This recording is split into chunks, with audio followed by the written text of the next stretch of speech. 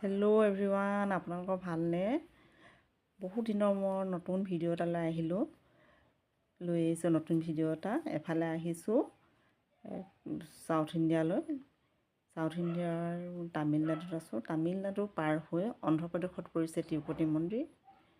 আপোনালোকৰ আশীৰ্বাদ আৰু ভগৱানৰ কৃপাত তিৰুপতি মন্দিৰটো চাবলৈ পালোঁ। অন্ধ্ৰপ্ৰদেশৰ তিৰুমালা চহৰত পৰিছে তিৰুপতি মন্দিৰ। পাহাৰৰ ওপৰত 25 কিলোমিটাৰ ওপৰলৈ উঠি যাব লাগে পাহাৰৰ। অতি সুন্দৰ ঠাইডোখৰ অকণমান দেখাই দিছোঁ। পাহাৰীয়া ঠাইডোখৰ ভিডিঅ' মানে নকৰি নোৱাৰিলোঁ আৰু, মানে অতি সুন্দৰ, অতি সুন্দৰ।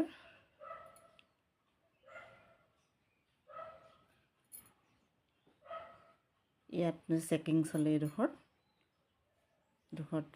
মাজতে চেকিং চলি যায়। এইটো আৰু এতিয়া গৈ আছোঁ, বেছি দূৰ নাই, পামগৈ আৰু এতিয়া। ৰাস্তাটো অতি সুন্দৰ, বিভিন্ন ধৰণৰ ফুল আছে, গছ গছনিয়ে ভৰি আছে।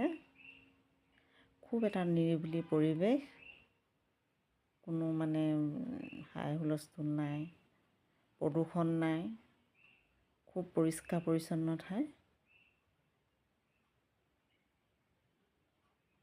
অতি সুন্দৰ। ৰাস্তাটো এইদৰে মানে লাইন লাইনকৈ ফুলি আছে, খুবেই ভাল লাগে।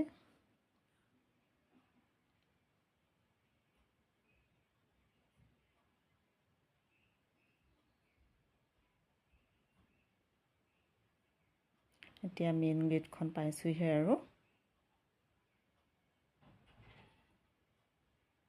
এতিয়া এইটো মিউজিয়াম হয়, প্ৰথম মিউজিয়ামটো পাওঁ তিৰুপতি মন্দিৰ। এতিয়া নামিলোঁ আৰু এই মন্দিৰটো হৈছে এটা সোণৰ মন্দিৰ। পানীৰ মাজতে আছে সোণৰ মন্দিৰ। ইমান ভালকৈ নাজানো আৰু, কিন্তু চাইছোঁ যে এইদৰে মানুহবিলাক আগতীয়াকৈ আহি লাইন লাইন কৰি থাকেহি, বহি মানে 2-3 দিন অপেক্ষা কৰিব লাগে মন্দিৰ মেইন ভূগৰ্ভলৈ যাবলৈ। 2 দিন অপেক্ষা কৰিবই লাগিব।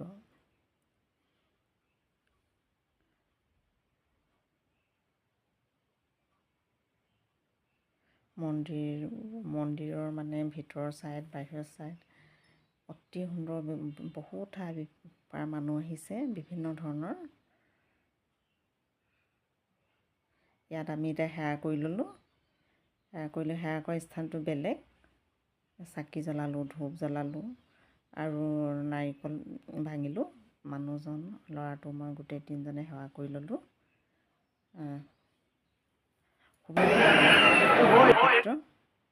দান পইচা দিলোঁ। এতিয়া ল'ৰাটো, মানুহজনে, মই সেৱা কৰি ল'লোঁ।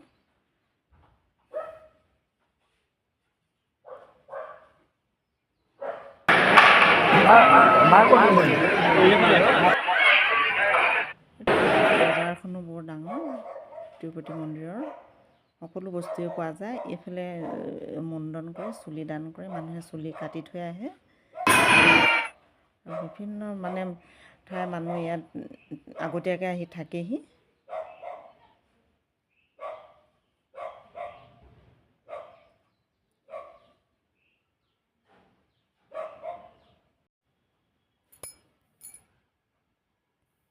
মানুহবিলাক এইদৰে এনেকৈ আহি মানে অপেক্ষা কৰে মেইন মন্দিৰৰ চাবলৈ।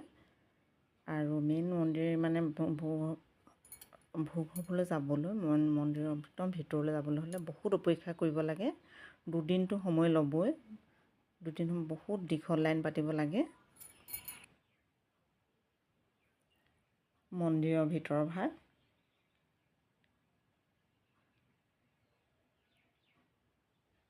এইদৰে অকণমান ভিডিঅ' কৰিছোঁ। ভিতৰৰ ভাগটো তললৈ সোমাই যাব লাগিব মেইন টিকেট লৈ। বাহিৰে চালোঁ আৰু গোটেইবিলাক।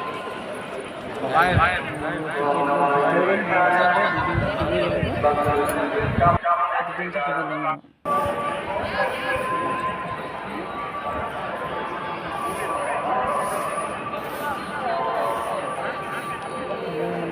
এইবিলাক চাই মেলি মন্দিৰৰ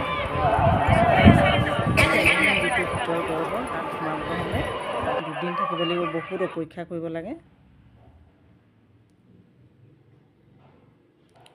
আৰু মন্দিৰৰ লাৰু দিয়ে গ'বলৈ লাইন পাতিব লাগে, আধাৰ কাৰ্ডো দেখাব লাগে।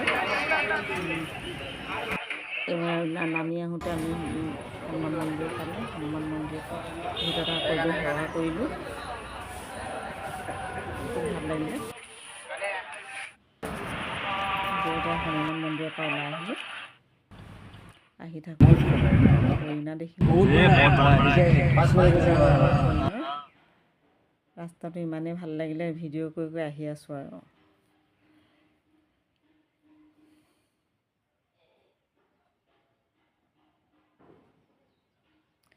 আকৌ আহিম বুলি ভাবিছোঁ, আপোনালোকৰ আশীৰ্বাদ কৰিব আৰু ভগৱানৰ আশীৰ্বাদ কৰে যেন।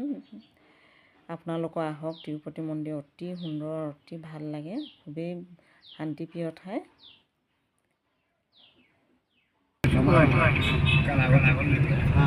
আৰু এবাৰ গ'লোহেঁতেন কিন্তু দেই। এইখন হৈছে তিৰুমালা চহৰ, অন্ধ্ৰপ্ৰদেশৰ তিৰুমালা চহৰ। অতি সুন্দৰ, পাহাৰৰ ওপৰৰ পৰা ধুনীয়া, খুব ভাল লাগে।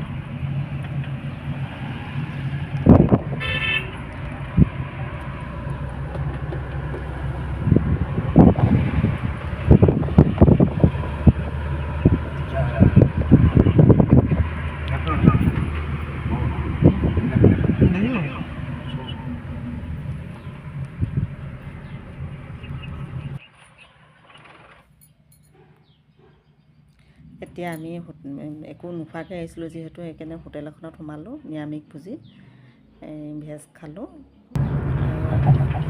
এতিয়া ঘৰলৈ বুলি আহি আছোঁ।